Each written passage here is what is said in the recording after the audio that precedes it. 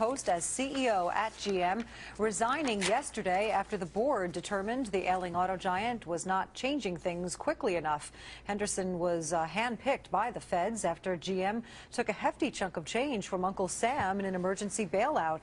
Fritz Henderson will be replaced by Bob Lutz, GM's vice chairman of marketing and communications. On the Car Talk, Fritz Henderson was supposed to be a keynote speaker at the LA Auto Show. This is a big deal, too, especially given the state of the industry now. Now, Bob Lutz scrambling to write a replacement speech for Tinseltown. One centerpiece of this year's extravaganza, believe it or not, is the Motown muscle car. First introduced in the 1960s, America's had a love affair ever since. These are good old-fashioned Detroit steel cars.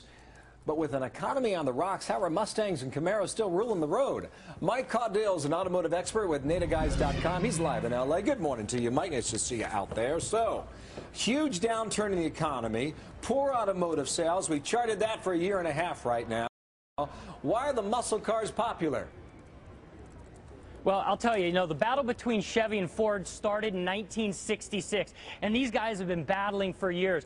Ironically enough, the Mustang is the only car to have been in continual production since its inception in 1964. It's a great car. Why?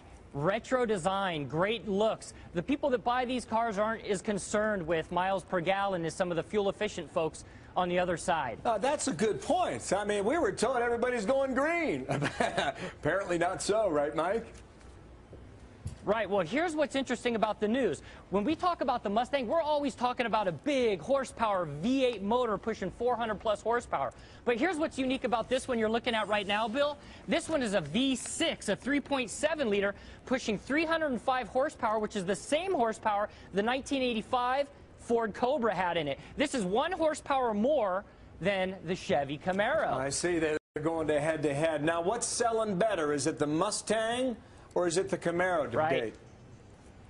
Well, I'll tell you, the Mustang has always been the sales leader, but unfortunately they're down about 32% right now year over year at about 56,000 units on the Mustang. And Ford hopes that it's going to be able to compete better in the marketplace with brand loyalty with a 305 horsepower V6. They're going to do just fine with this car. It's a great ride. That's their strategy. I want to move on to another topic in a moment here. Price tag for the Mustang and the Camaro, how much? These vehicles start at $22,000, and if you're talking Mustang and Camaro, you also have to include the Dodge Challenger, which is a real retro throwback vehicle. All right. Now, what other news is coming out of L.A.? Right. Well, there's a lot of news at the show, and I'm just going to give you kind of a pan here over my shoulder. We're in the Ford booth. All these covers are on top of the Ford Fiesta, which is going to be launched here later today. And this is an absolutely great vehicle. It's a world car for Ford, and that means it's going to be sold. It's already in Europe. It's going to be in Asia. This is a global car for them. We'll give you a peek. I know they don't want us to do it, but we're going to give you a peek. Right. This is what the car is going to look like. Great looks all the way around. There's cars of the year being announced here. The Kia Forte is a car of the year that's going to be introduced later today. The Mustang's great news. BMW, Audi, Volvo, they all have exciting news here at the LA Auto Show. Yeah, don't talk to the man behind the curtain, or go check out the car that's underneath the curtain. The Kia Forte is considered the car of the year? Is that how you label it, or who labels it that way, and why would it get that on it? Yes. We've labeled it the car of the year. Why? Because it leads 5 different categories for best in class.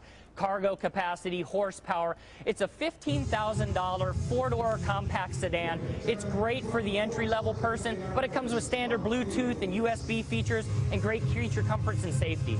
I got you. That's kind of cool. I'm sorry, Mike. I got 10 seconds left here. I hear the music in the background, but how's the mood out there given the state of the U.S. auto industry? Well, Bill, I think you and I might be too young to remember this, but I was speaking to my dad last night, and he said, back in the 50s, there was a saying, as GM goes, the country goes. And that was a very popular saying. I'll tell you, the buzz is definitely on here as Bob Lutz gets ready to speak in place of Fritz Henderson because of the departure he had yesterday with General Motors. There's a buzz. I got in at 7 o'clock this morning, and the place was already packed. As you see over my shoulder, this is a good one. This is actually Mark Fields, and he's one of the heads right under Alan Mulally at Ford Motor Company. He's getting ready to do his presentation later today. We'll see if we can get him on for you guys in a bit. Good deal. Bill. Thank you, Mike. Bye. Thank you, Mike Caudill out there in LA, the Auto Show. Thank you. That's right. Diane. Well, what's a holiday concert without some great religious music? Well, some folks are about to find out. We'll explain why a bunch of kids in one district are not being allowed to sing